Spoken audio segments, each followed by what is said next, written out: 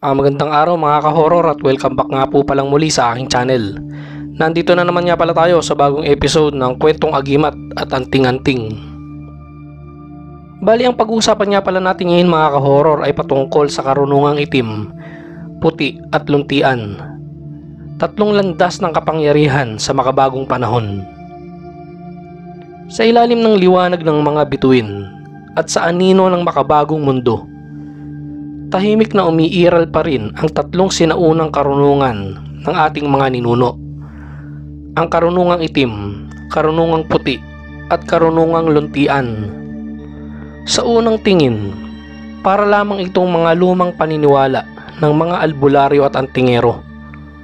Ngunit sa likod ng mga dasal at orasyon, ay nakatago ang malalim na filosofiya ng buhay na maaari pa ring magamit ng tao sa panahong puno ng ingay, kaguluhan, at pagkakahiwalay sa kalikasan.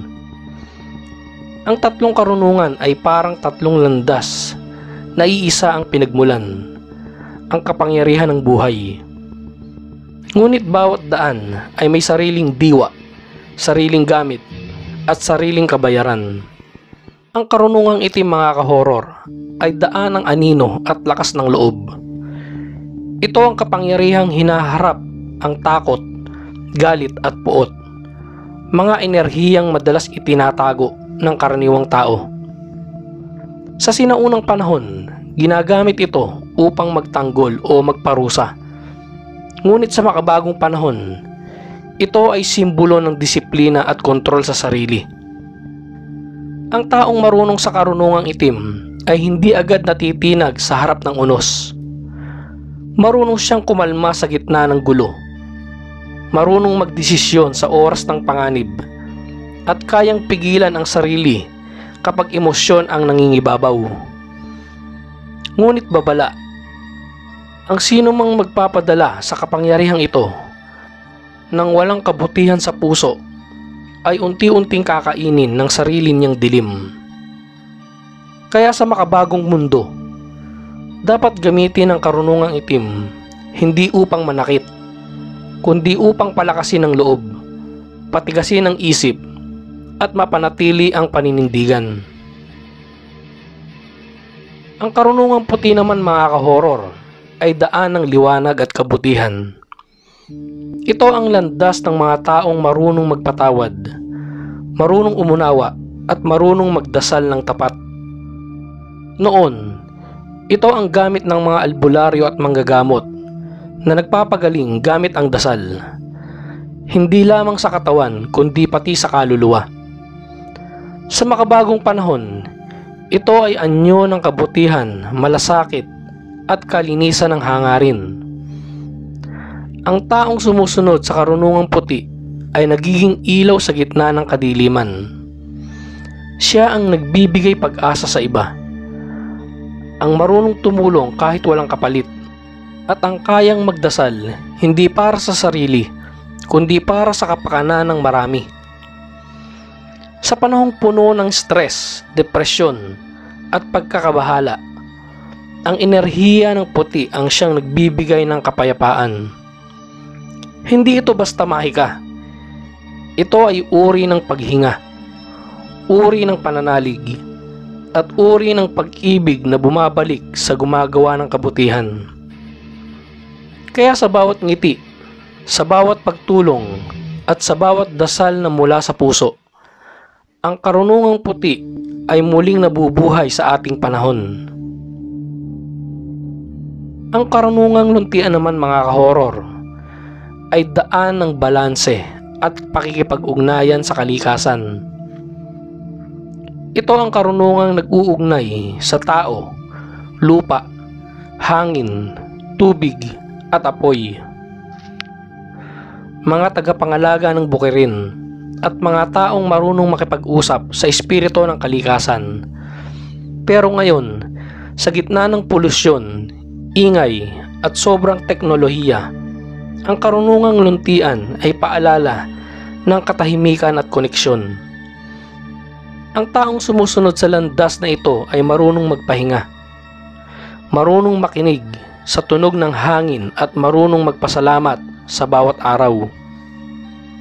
Ang lakas ng luntian ay hindi sa mahika, kundi sa ritmo ng kalikasan na dumadaloy sa bawat nilalang. Sa makabagong panahon, ito ang anyo ng mindfulness, sustainability at simpleng pamumuhay. Ang pagtatanim ng puno, pag-aalaga ng hayop, at pag-iwas sa labis na uri ng banal na ritual sa ilalim ng karunungang luntian. Kapag natutunan ng tao ang mamuhay na ayon sa ritmo ng kalikasan, siya ay nagiging payapa, maswerte at buo ang loob. Tatlong karunungan, tatlong kulay, ngunit iisa ang layunin. Ang pagkakaisa ng katawan, isip at espiritu. Sa makabagong panahon mga ka-horror, maaari nating gamitin ang mga ito sa simpleng paraan. Gamitin ang itim upang palakasin ang loob, kontrolin ang takot at manatiling matatag sa gitna ng unos. Gamitin ang puti upang ipakalat ang kabutihan, patawarin ang sarili at magbigay ng liwanag sa iba. At gamitin ang luntian upang makipag-ugnayan sa kalikasan, pakinggan ang katahimikan at maibalik ang balanse ng ating isip at katawan. Kapag pinagsama mo ang tatlong ito, ay mabubuo ang tinatawag ng matatanda na tunay na karunungan ng tao. Itim para sa tapang, puti para sa kabutihan, at luntian para sa balanse. Tatlong lakas na magbibigay direksyon sa bawat nilalang. Sa mundo ngayon na puno ng alitan, inggit at takot, kailangan ng tao ang tatlong karunungang ito higit kailanman. Ang itim ay magtuturo ng disiplina, ang puti ay magtuturo ng awa, at ang luntian ay magtuturo ng koneksyon sa lahat ng bagay. Hindi kailangang maging albularyo o antingero upang maranasan ang bisa nito, sapagkat ang tatlong karunungan ay nasa loob ng bawat puso ng tao. Nasa paraan lamang ng paggamit kung ito'y magbibigay liwanag o magdadala sa dilim. Ang kapangyarihan ay parang apoy. Kapag ginamit ng may kabutihan, nagbibigay liwanag. Ngunit kapag ginamit sa kasamaan, sinusunog ang lahat. Kaya piliin mong maging tagapangalaga, hindi amo ng iyong kapangyarihan.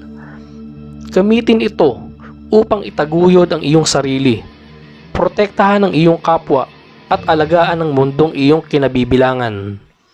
Sapagkat sa huli, hindi kulay ng iyong landas ang sukatan ng iyong lakas, kundi ang kabutihan ng iyong puso. Ang itim, puti at luntian ay hindi tatlong magkakaibang daan, kundi tatlong mukha ng iisang puwersa, ang lakas ng buhay.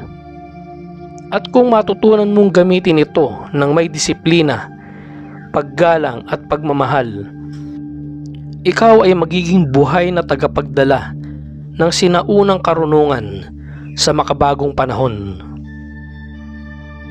Hanggang dito na lang mga ka-horror, at samahan niyo akong muli sa mga susunod ko pang mga kwento patungkol sa mga agimat at anting-anting. Maraming salamat po.